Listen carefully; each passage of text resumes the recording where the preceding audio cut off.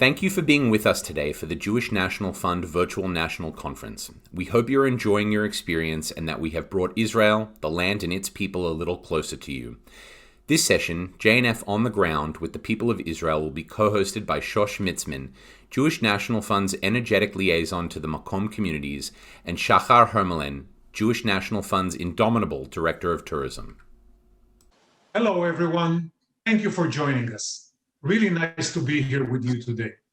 You know, as Director of Tourism, I usually get to travel all across the country with our donors and show them the sights, of course, but also how Jewish National Fund strategic thinking plays out and makes a difference on the ground, day in, day out. So I see firsthand how bolstering the social fabric of Israel's North and South is paramount for the success of JNF's grand vision for Israel's future. By strategically investing in partnerships that will support and better the lives of the people on the ground, we are helping to reinforce community values that are so important to people living in the north and south of Israel. That's right, Shahar. JNF is focused on creating better lives for all of Israel's residents through economic, social, employment, and educational initiatives. We don't do it alone. We work with affiliates on the ground and partner with the people of Israel. Let's see how it works from some of the people who are living this vision. Hi guys, welcome to Beresheva, the capital of the Negev. I'm here with Lexi Goldstein, who made Aliyah to Israel a little over a year ago.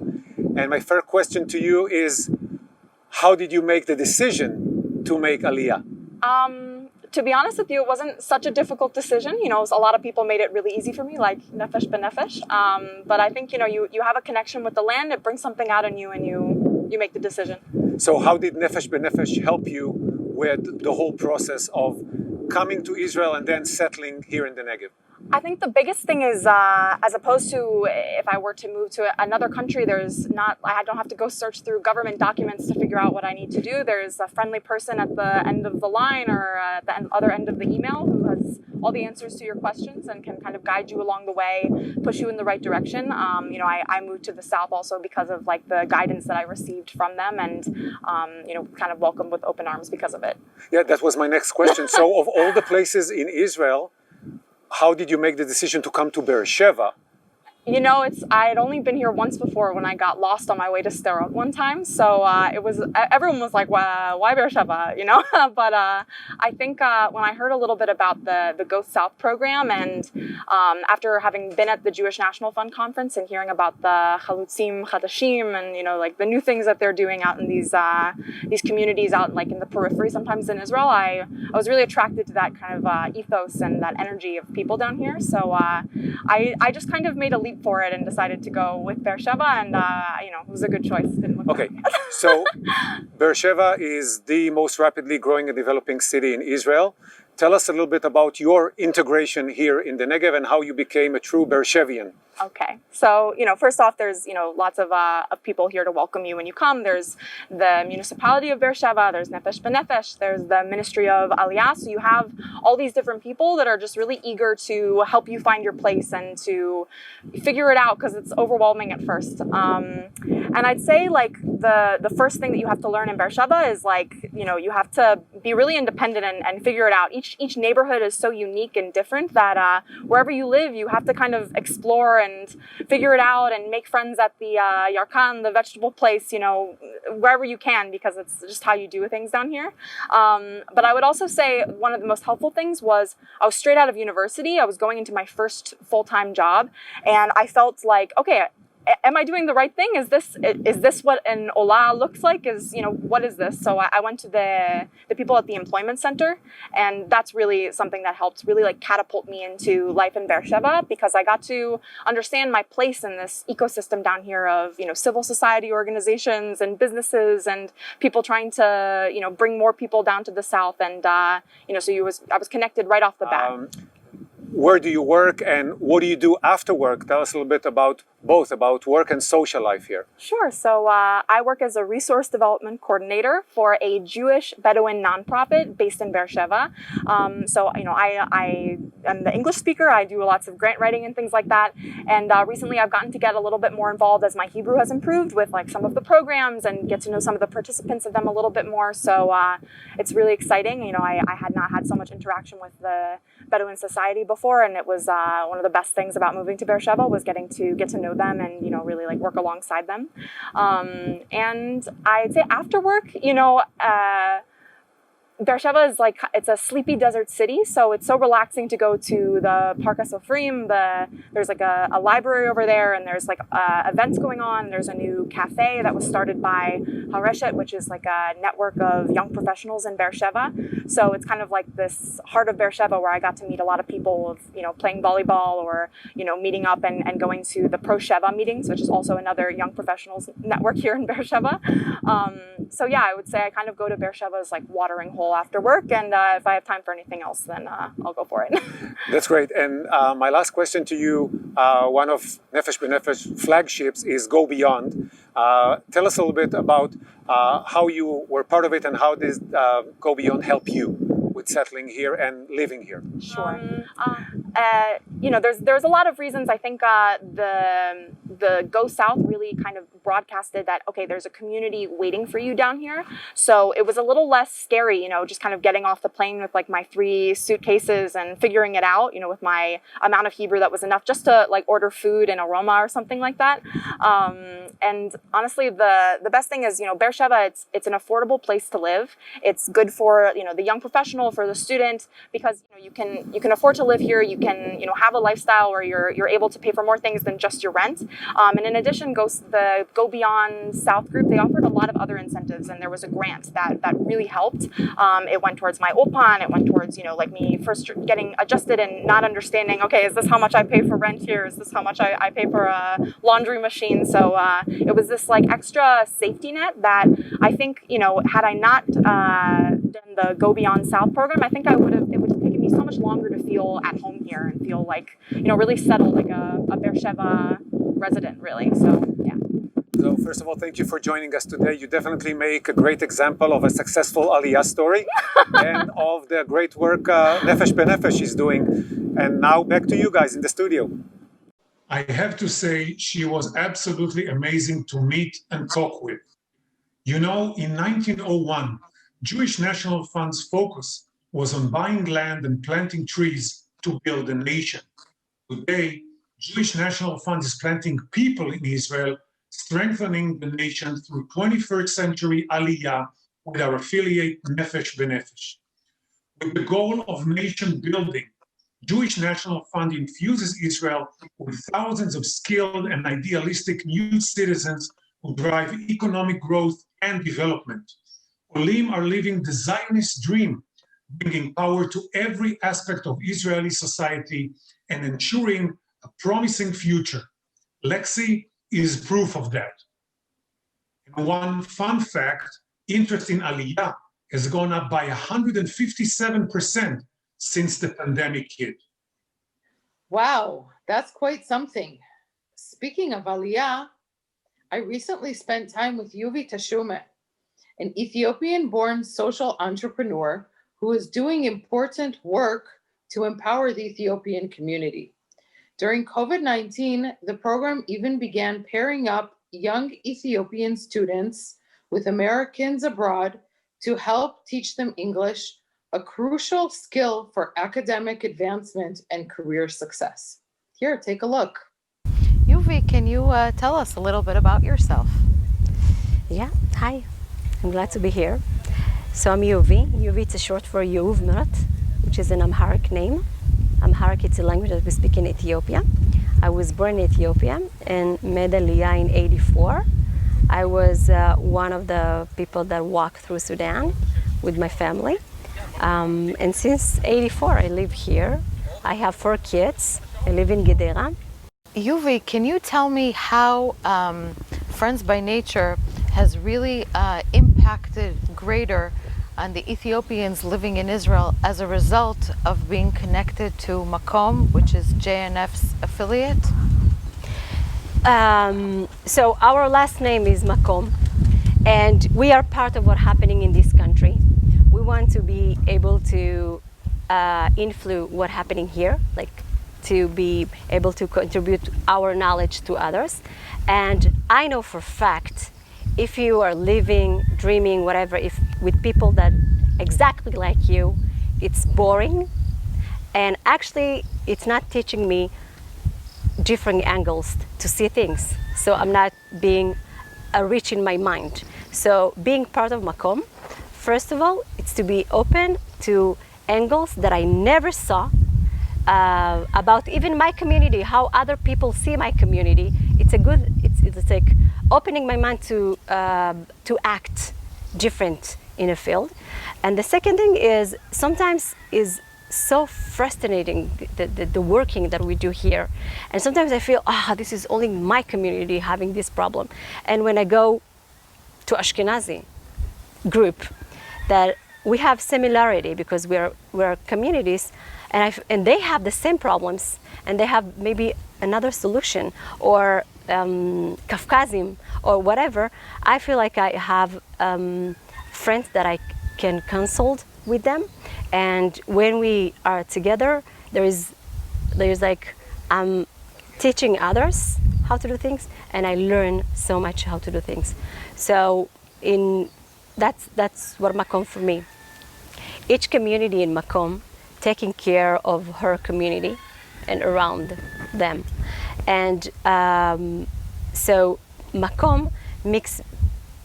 First of all, it's umbrella, and it's a last name.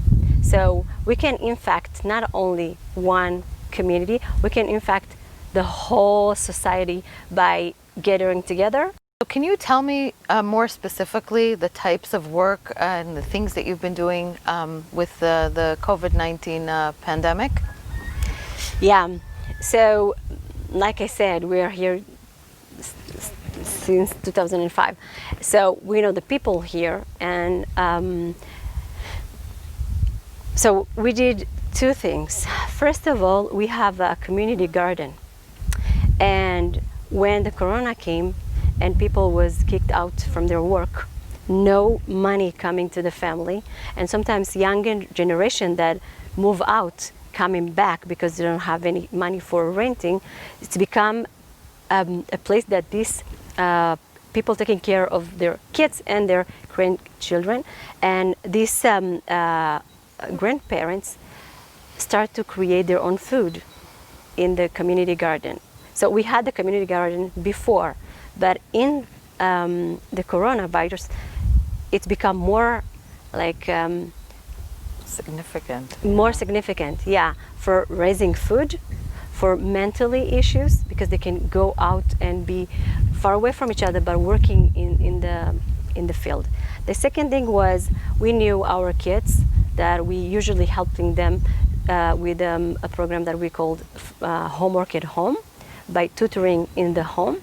So we couldn't do that. The teachers cannot come to the house. So, and everybody speak about the Zoom. So we create couples from English speakers from the United States, and our kids and our young, actually all the community, and each couple speak for 45 minutes once or twice in a week. It was amazing because that was for us, for our kids. But what happened is, in the other side, the Americans that were sitting there, first of all, they didn't get out for 2 months, and there was like having the feeling that what I received, that the feeling that changing the world, helping to do something while they're sitting, and it was the only time in the day they were speaking with person. And now we said, why in Corona? Let's do that regularly. So we're working on doing that. So it's pairing English speakers with kids or youth? Kids, youth, and after a while their parents said, I want to practice my English. So everyone's practicing spoken English. Exactly. Amazing. So Yuvi, can you tell me what are the challenges that the Ethiopian community is facing here in Israel, and how the work that you do really helps create change? So I think the biggest challenge it's our desire to feel part of what's happening here and receiving rejection. This is the big challenge. So it started in 84, 85. We have, you're not Jewish, you need to convert. In 96, your blood is not okay, so we are not taking your blood. In 2015, we are not renting you a house. And in between, we did some action that we thought it's get us there to be part of what's happening here. So we educated ourselves. We go to the army service. Everything. But in the bottom line, I think if you want to be part of what's happening here, it's not that you forgetting, racing from where you are. And when we get that, I think different things happening. So the challenge is to be part of what's happening here and to infect the other communities that are living in Israel. I think our way, it's proving that when kids see his parents in a power position without being westernized, being Ethiopian, eating Ethiopian food, but he see his parents very strong, he can see that. The one who can help him to see that, it's you. So when you come to eat in my family and you know how healthy it's my food and you say, wow, this is great, the kids understand their parents. So what we do here, it's inviting people to learn about our community, but the one who teaching, whatever we teach, it's the one who came from Ethiopia. And it's influencing everyone. And because we feel that we giving something, we feel like we belonging to here. And now we can act for other things that it's not us. Not only for us, for all Israel. For all Israel. What a story. She is truly impressive. I actually have pretty exciting news. I just heard that Jewish National Fund, through its Be Inscribed program, is dedicating a Torah that was written by a scribe on top of Mount Masada to the Ethiopian synagogue in Beresheva. That synagogue holds 3 services a day, attended by hundreds and hundreds of people. The Torah will be welcomed with open arms. I'm sure the ceremony will be aired on Facebook, so watch for it. I have to say, it's amazing how much Jewish National Fund does and the real and tangible impact it makes day in and day out. And it's not just the social impact of community building.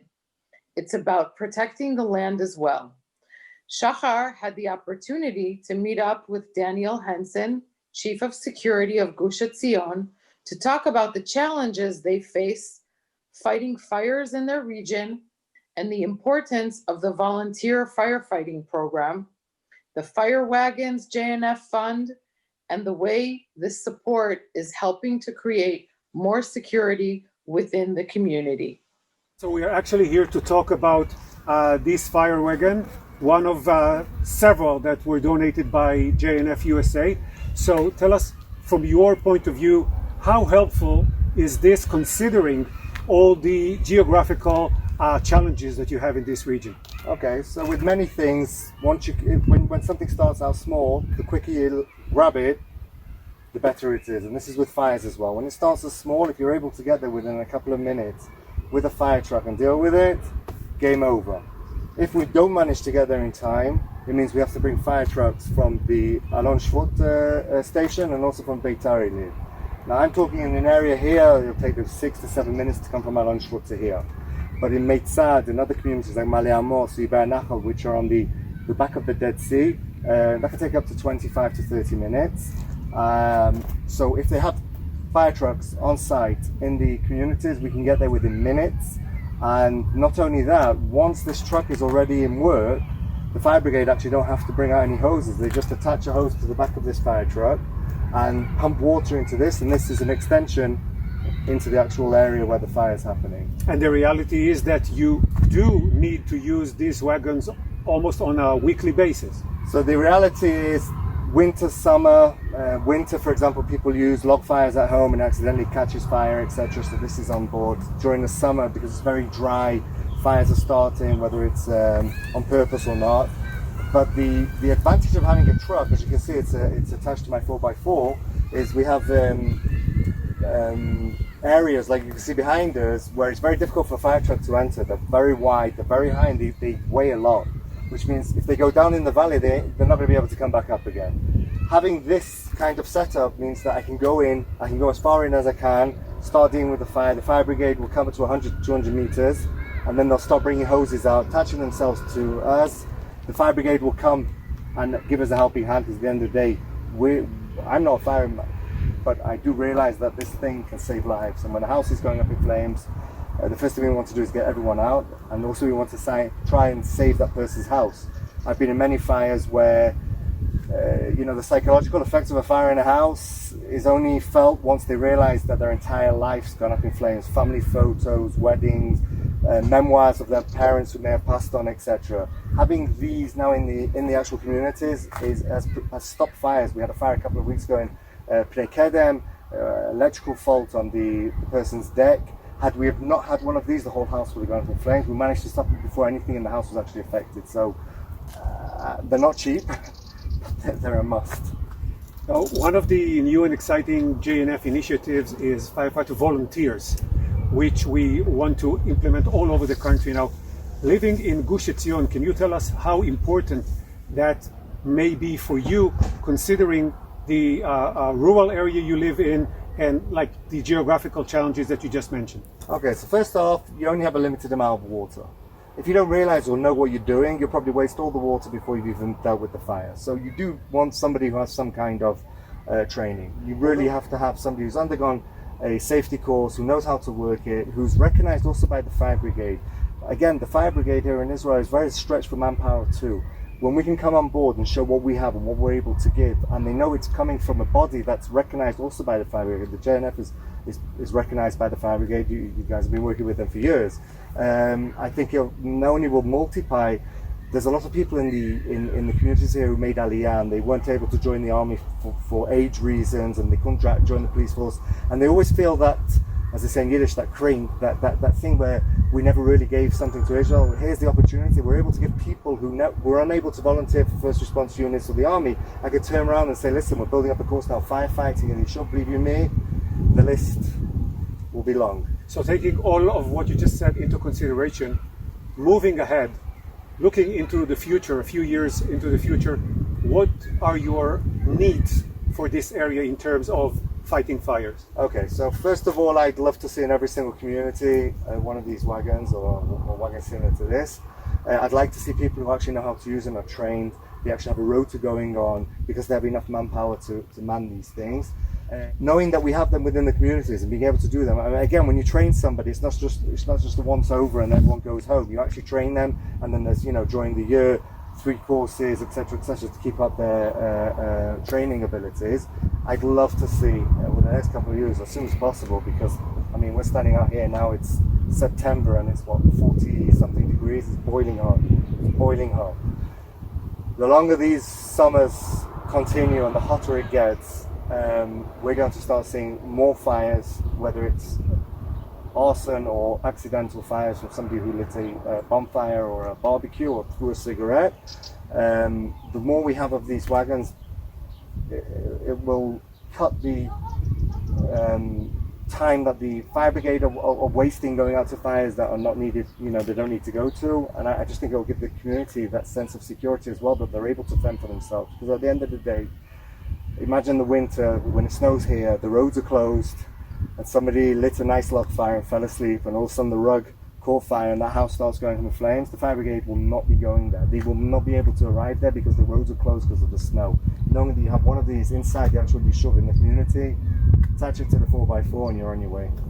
So, Daniel, first of all, thank you for joining us today. Thank you. We hope that you do get many more fire wagons in the future, many more volunteers, and we'll come back and check on you in years to come. And back to the studio. Shosh, you have no idea how courageous these men and women are. They are truly the unsung heroes of Israel. They are the first responders to many emergencies, including bombings, rocket attacks, car accidents, forest fires, natural disasters, and many more. Over the years, Jewish National Fund has been the primary partner with the Israeli Fire and Rescue Authority, outfitting Israel's firefighters with state-of-the-art equipment, vehicles, and facilities. Now, we are enhancing and rebuilding Israel's volunteer firefighter program. So a little bit about that program. They are the first line of defense, particularly in the remote communities of northern and southern Israel. Currently, 2,000 professional firefighters protect our population numbering over 9 million, which is hardly sufficient to properly save life during peacetime and nearly impossible in times of emergency. So the 3,500 volunteers play the critical role of first responders, providing initial relief and essential rescue until the professional firefighters arrive at the scene. And those kind of fire wagons, like the one you saw in the video, are really, really needed. Speaking of unsung heroes, I had the privilege of meeting with Uri Sapir of Hashomer Chadash, a JNF affiliate that is a volunteer recruitment organization dedicated to safeguarding the land and farms in the Negev and Galilee and upholding Zionistic ideals on which Israel was founded. Take a look at what they've been up to. Hello, I'm glad to welcome Uri from Hashomer Chadash. Please tell me about yourself. My name is Uri. I live in Natur in the Golan Heights, married to Daniela. I have 6 kids. The older one just finished the gap year in Hashomer, and the youngest is 2 years old. I work for Hashomer Chadash for 5 years now. I'm VP of Operation. I'm in charge of all the parts of assisting the farmers and running the operation of the volunteers in Hashomer Chadash. Can you tell me more about Hashomer Chadash? Our mission statement is safeguard the land of Israel by education and social action. Everything we do combines 2 parts, learning and doing things, actually doing things. We're operating more than 100,000 volunteers every year. Some of them are working the land, some of them are guarding, and all of them are learning together with us about the main values of Judaism, Zionism, mutual responsibility, and civil courage. This is what we do. How does that take place? We assist farmers to safeguard the lands. We understood that in Israel, farming is not just a way to produce food to put on our tables. It has 2 more very important parts in Israel. One of them is to safeguard the land. 90% of the land of Israel is open areas, most of them used for farming and agriculture.